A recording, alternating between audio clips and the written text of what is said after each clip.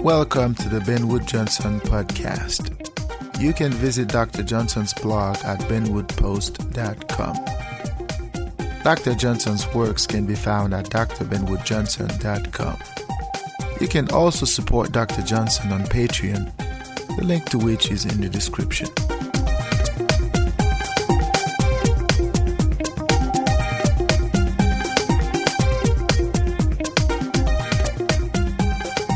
Hey everybody, welcome back to the Ben Wood Johnson podcast. Today is July 29th, 2019, and this is podcast number 32. I am glad to have you back with us for another season. It's been a long break, but we are back. So the podcast today, we're going to be talking about education. Education is a very complex issue. So many philosophers, so many thinkers have talked about education in one way or another. But today we're going to be examining the concept of education from a much more terra standpoint, from a trivial standpoint. But still, we're all going to focus on the concept from a philosophical lens, and most likely from an ontological lens, where the individual is the center of our analysis. The question becomes, why education? Why do we go to school? What are the benefits of education for the individual? Not necessarily for the collective, but for the entity that is forced to be within an educational setting. So we have to look at education as a mechanism, but a mechanism that is not necessarily in the interest of the individual. We're going to be looking at, how or why education is structured the way it is structured. So our discussion is going to center, for the most part, on the individual in terms of why the entity or the person has to be educated. And once the person is educated, what could the person do with that education? So these are some of the issues that we're going to discuss in this series. But for today, we're going to be talking about the purpose of education. We're going to give you a brief overview of what that purpose is or what that purpose might be. As usual, without further ado, let us delve right into it.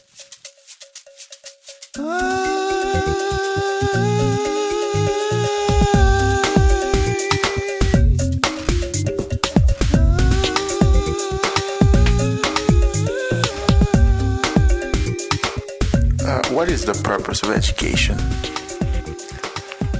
Now, this is a very interesting question to ask, at least from a philosophical standpoint. The question as to what is the purpose of education is a question that has been in the psyche of so many thinkers for centuries. And one of the most famous philosophers that comes to mind is John Dewey, where he is trying to decipher the meaning of education. He's asking certain questions as to why do we go to school? In this podcast today, I am going to talk about education within a similar framework.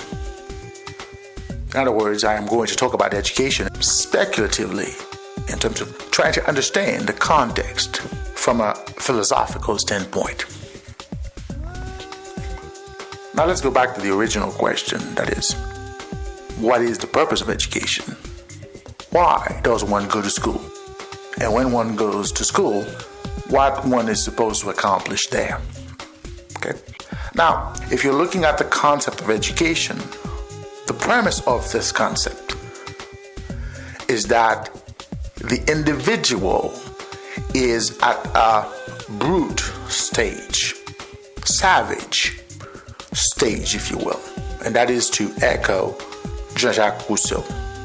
And the individual needs to be refined, fine-tuned, in order to perform in society. Of course, we could go back and try to understand whether or not the individual makes society or society makes the individual.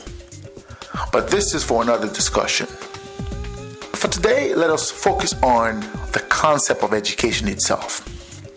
When we are talking about education, the underlying principle, at least the underlying premise here, is that there is an individual who finds himself at a savage stage, at a brute stage.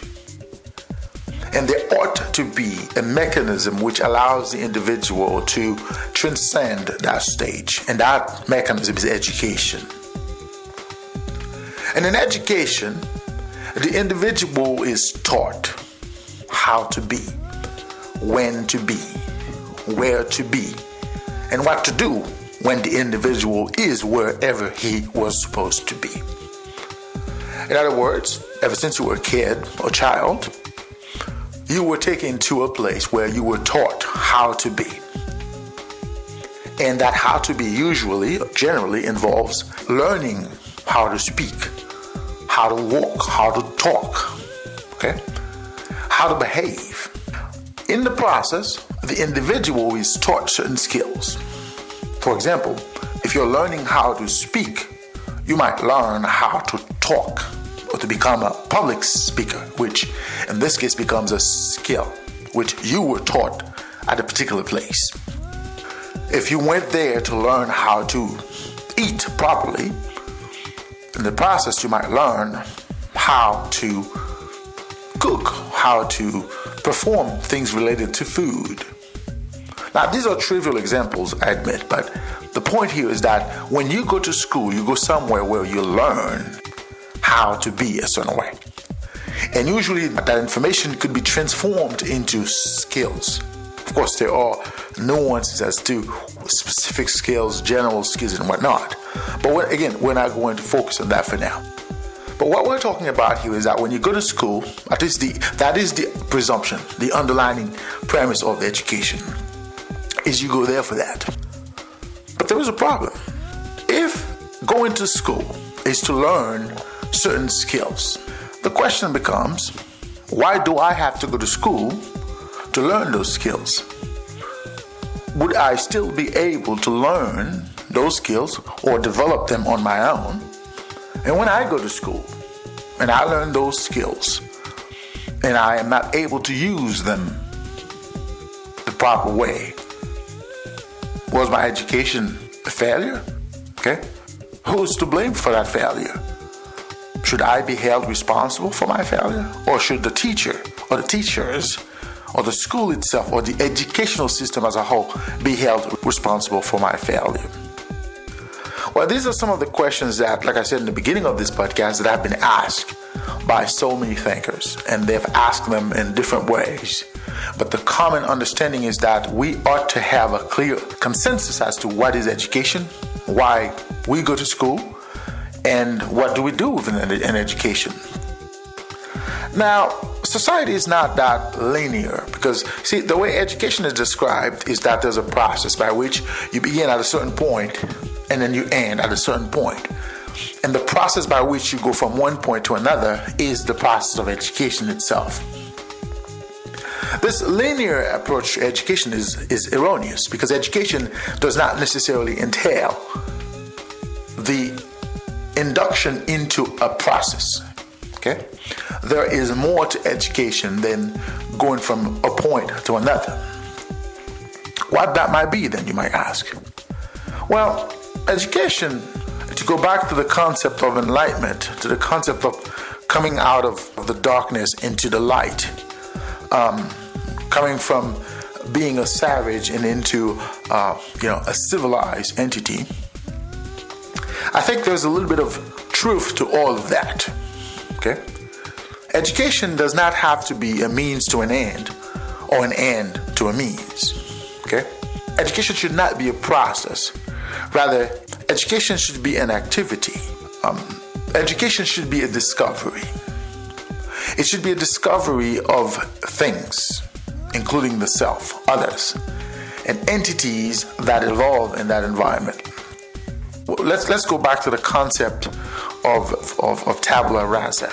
The idea that the being at birth does not have anything. The mind is blank. It's a blank slate. Okay? Now, if we were to go with this understanding, that at birth the individual has absolutely no knowledge of. Okay? Education would become this discovery. Now, that education does not have to be a formal process. In fact, if we were to look at education from this angle, we would see that education starts the minute the being is born. The minute you have a living being, that living entity is learning about the world. The learning itself allows the being to discover the world. As the being discovers the world, he discovers himself. In the process of discovering both the self and the world, the being is being educated, not only about the self, but also about the world. So let us say that you're a baby and you don't know about certain things. You don't even know that they exist. You can either learn them by experiencing those things yourself, or you could learn them vicariously. In this case, you learn through somebody else. Sometimes you learn through your parents. You learn through your siblings. Or you learn by watching others, or you learn by experiencing it. In one of my podcasts, I talked about the notion of touching the fire. When the baby touches the fire, he learns right at this moment. And one of the podcasts I was talking about right and wrong, where I sort of described the concept of right and wrong in terms of how you experience the reality or the stimuli that are around you. And that experience in turn informs your understanding of what is righteous and what is not, because sometimes as you experience a reality, you get to find out whether that reality is pleasurable to you physically, mentally, or not. And if that reality were to be pleasurable to you to a point, you might consider that reality as something pleasurable, thereby something good. The same philosophy applies within the context of education itself. In fact, education is the foundation of the concept itself. What happens is that as you learn, as you discover the world, you learn about the world. And as you learn about the world, you learn about yourself in the world. And that's why education in and of itself should not be a linear process where you go from one point to another, because you learn everywhere, you learn from everything, from everyone, you learn by simply being. So now the question becomes, from a practical standpoint, what is the purpose of education? Education has only one purpose, at least at the way it is structured in society today. It is control. Education, of course, again, before I go further in this analysis, when I speak about control, I'm not talking about a conspiracy somewhere. It is not a conspiracy, okay? When I speak about control, I am speaking about the foundation of society itself, which is the individual has to be under control. That's the whole point of society. Society is there to instill order in a world of chaos, right? So if society is there to instill order, the individual could not be allowed to be himself, could not be allowed to be however he wants to be. And education, and to take it to the concept of being a savage, when the individual is the way he was supposed to be as per his nature, the individual is not civilized, because the individual is at a state of bestiality. He's a savage. He reacts to his natural instincts. He does things however his impulses tell him to do them. So he does not take into account he is not inhibited, to put it this way. Education is supposed to teach the individual to be a certain way. Thereby, education is supposed to allow the individual to inhibit himself. And when he does not inhibit himself, there are other entities within society that are going to inhibit him. Therefore, education by itself is control. The individual is being taught at an early age to be a certain way. And that way is according to the way education is defined within that environment. If education is defined environment as you ought to be this kind of citizen or that kind of citizen, then you are either going to inhibit yourself in terms of your nature, or you're going to allow yourself to be inhibited by some X or Y entity within that environment. So education, at least as the way it is described today, is this idea that the individual has to be put under control. So the individual is being taught how to be since an early age, so that the individual can never be as his nature designed him to be. So right off the bat, education is control. The individual is being taught to be a certain way. Okay? There's nothing in that benefits the individual as a whole, because what happens is that the individual is being turned into a robot. The individual is taught to be, not necessarily, the individual does not discover himself in society. The individual already knows who he is, because he can only refer to whoever was there before him. There are examples, there are models of entities that were a certain way. And you're supposed to be that way, aspire to be this way. For example, you're supposed to become a doctor, you're supposed to become a lawyer, you're supposed to become an engineer of whatnot, okay? Those are models put right before your eyes, and you were being taught ever since you were born to be that way, okay? I might not be interested in becoming a lawyer. I might not be interested in becoming a doctor or an engineer, a musician or whatnot. But in a society where education is defined according to control, the individual ought to have a title. The individual ought to have a specific task where the individual is aspired to become. Okay?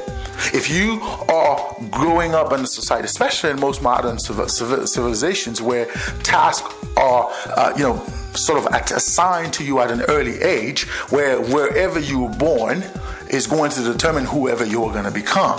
Okay? So that individual at birth is designed to be a certain way. But as soon as he is born into a society, in that environment, the individual is going to be according to the will of that environment.